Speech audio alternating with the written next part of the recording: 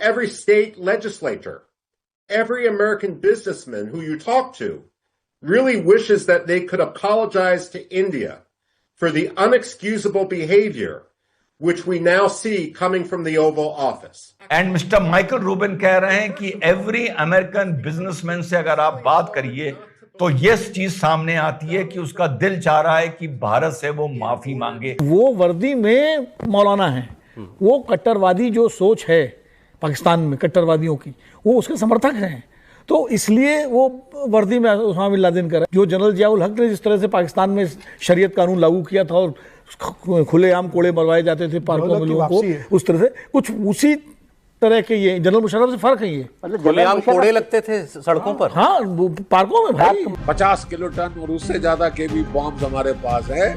अगर न्यूक्लियर युद्ध हुआ, एक चीज गिठान बांध ले मुल्ला मुनीर, एक चीज गिठान बांध ले, पाकिस्तान नहीं बचेगा।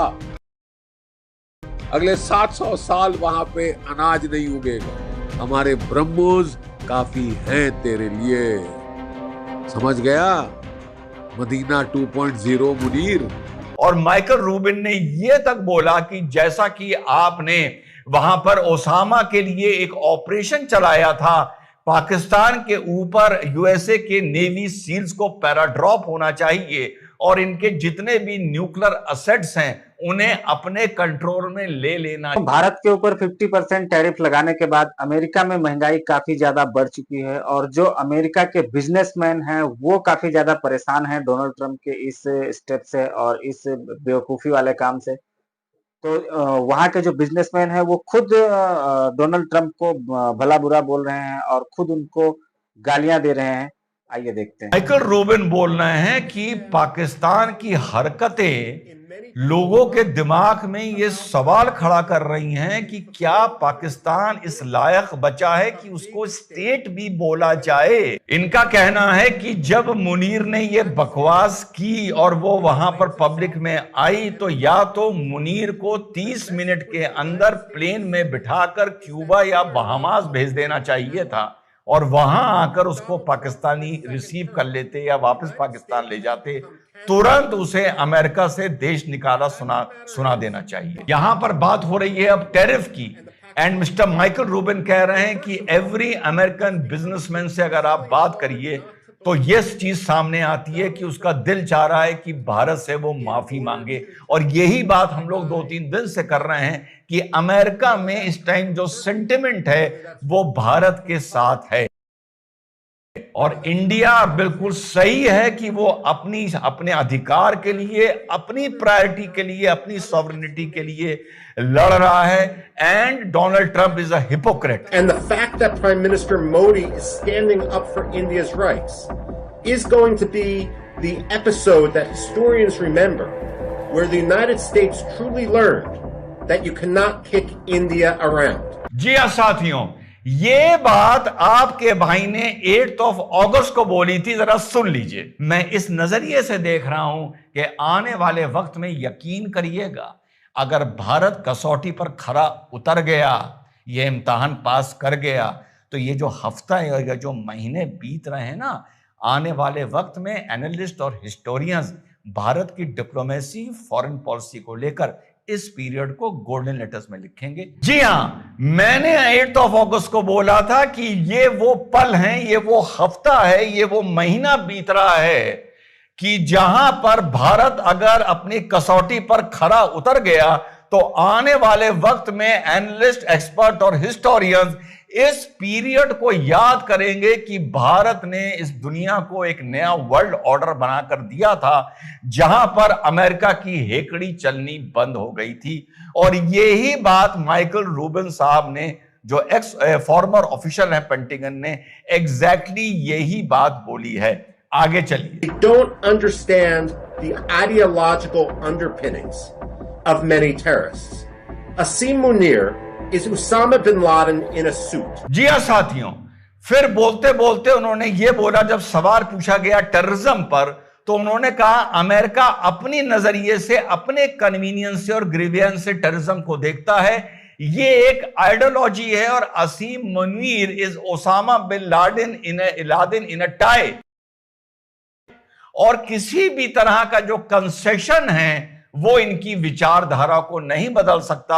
और माइकल रूबिन ने यह तक बोला कि जैसा कि आपने वहां पर ओसामा के लिए एक ऑपरेशन चलाया था, पाकिस्तान के ऊपर यूएसए के नेवी सील्स को पैराड्रॉप होना चाहिए और इनके जितने भी न्यूक्लियर असेट्स हैं उन्हें अपने कंट्रोल में ले लेना चाहिए। और माना यह जा रहा है कि ऑलरेडी पाकिस्तान अपना न्यूक्लियर वेपन का जो ऑपरेशनल जो उसका सॉफ्टवेयर है उसका कोड अमेरिका के साथ शेयर कर चुका है और अमेरिका ही इनके वेपन्स को आने वाले वक्त में अगर जरूरत पड़ती है तो कंट्रोल करेगा।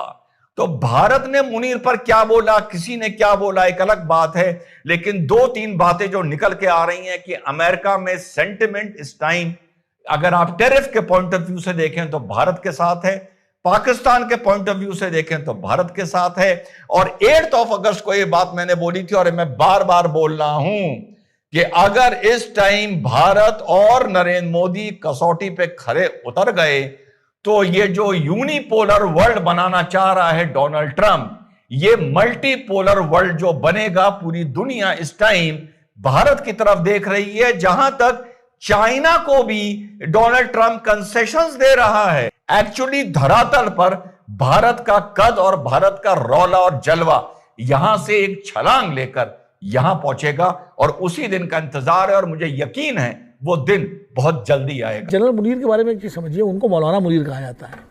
उनको मौलाना मुनीर क्यों कहा जाता है? जो पाकिस्तान, जो अमेरिकन अधिकारी ने बात कही है उसका संदर्भ है, क्योंकि वो वर्दी में मौलाना है, वो कट्टरवादी जो सोच है पाकिस्तान में कट्टरवादियों की, वो उसके समर्थक हैं, तो इसलिए वो वर्दी में उसामा बिन लादेन कर रहे हैं। और मैं इनको, जनरल मुनीर को, जनरल जियाउल हक के करीब ज़्यादा देखता हूँ। जो जनरल जियाउल हक ने जिस तरह से पाकिस्तान में शरीयत कानून लागू किया था और खुलेआम कोड़े मरवाए जाते थे पार्कों में लोगों को, उस तरह से कुछ उसी तरह के ये जनरल मुशर्रफ से फर्क है। ये मतलब खुलेआम कोड़े लगते थे सड़कों पर, हाँ, वो पार्कों में वो शरीयत को पूरा भीड़ इकट्ठा करके, जियाउल हक के दौर में भीड़ इकट्ठा करके, और जैसे जो शरीयत में है कानून कि कोड़े लगाओ या पत्थर मारो, सब संसार करो, सब होता था। जनरल मुशर्रफ से आप डील कर सकते थे, जनरल मुशर्रफ से डील कर सकते थे। जनरल मुशर्रफ का सोच जो था वो तनाशा वो भी थे, लेकिन वो एक पढ़े लिखे और प्रोग्रेसिव सोच था, और इसीलिए उन पर हमला भी हुआ था, आतंकवादी संगठन किया था, जनरल मुशर्रफ पर जान लेने की कोशिश की थी।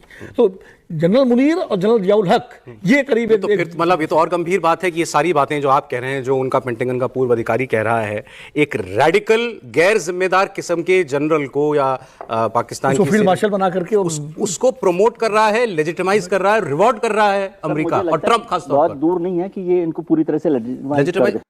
तो दोस्तों, भारत पर 50% टैरिफ लगाने के बाद अमेरिका में काफी ज्यादा महंगाई बढ़ गई, और जो बिजनेसमैन हैं जो कि इंडिया में जिन्होंने इन्वेस्ट किया है, जो बहुत सारा काम अपना कारोबार फैला के रखे हैं जिन्होंने इंडिया में, उन लोगों का नुकसान हो रहा है। तो वो अपनी गवर्नमेंट को क्रिटिसाइज कर रहे हैं, क्योंकि किसी भी लिहाज से ये ठीक नहीं है कि उन बिजनेसमैन का जो है वो इंडिया में बिजनेस करने की वजह से कोई नुकसान हो। अगर ये बात चाइना पर होती तो एक बार के लिए वो लोग एक्सेप्ट करते और गवर्नमेंट का शायद सपोर्ट भी करते, लेकिन इंडिया की गवर्नमेंट जिस तरह से उन लोगों को सपोर्ट करती है और जिस तरह से पब्लिक सपोर्ट मिलता है उन लोगों को, अब वो लोग खुल के डोनाल्ड ट्रंप के बारे में बोल रहे हैं कि डोनाल्ड ट्रंप ने ये एकदम बेवकूफों वाला काम किया है जो भारत के ऊपर 50% टैरिफ लगाई है, क्योंकि जो इंडियन प्रोडक्ट्स थे वो महंगे हो गए, और भी जो ब्राजील के प्रोडक्ट थे वो भी महंगे हो गए। और जो सबसे बड़ा लॉस अमेरिका को हो रहा है वो ये हो रहा है कि ब्रिक्स कंट्रीज सारी की सारी अब एकजुट हो रही हैं, जिसका आज नहीं तो कल अमेरिका के ऊपर एक बड़ा इम्पैक्ट पड़ेगा।